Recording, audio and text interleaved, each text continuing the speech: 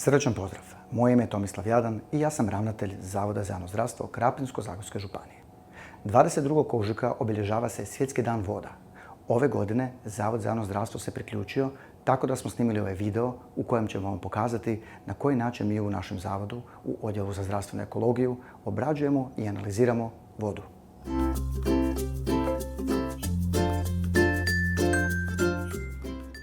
Odjel za zdravstvenu ekologiju provodi uzorkovanja i ispitivanja voda, analize hrane, kontrolu mikrobiološke čistoće objekata pod sanitarnim nadzorom i kontrolu sterilizacije.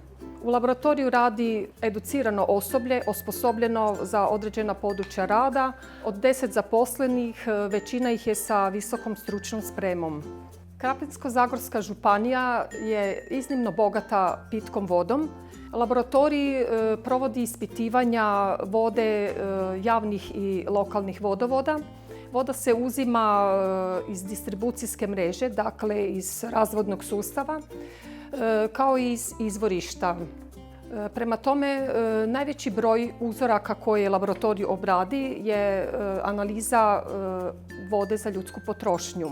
Godišnje laboratorij obradi oko 3000 uzoraka vode, od toga oko 2100 uzoraka vode za ljudsku potrošnju, 500 uzoraka bazenske vode i oko 400 uzoraka otpadne i površinske vode. Nakon pripreme za uzorkovanje, uzorkovatelji sa odgovarajućom opremom i službenim vozilom odlaze na teren.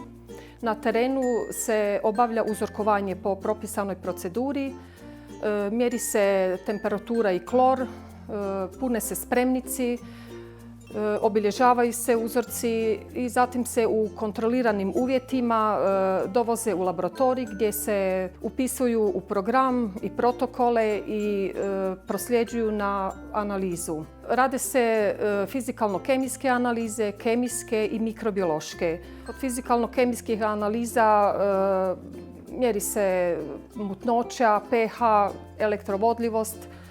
Kemijske analize uglavnom se rade na instrumentima, određuju se lakohlapljivi spojevi i ugljikovodici, određuju se ioni i metali.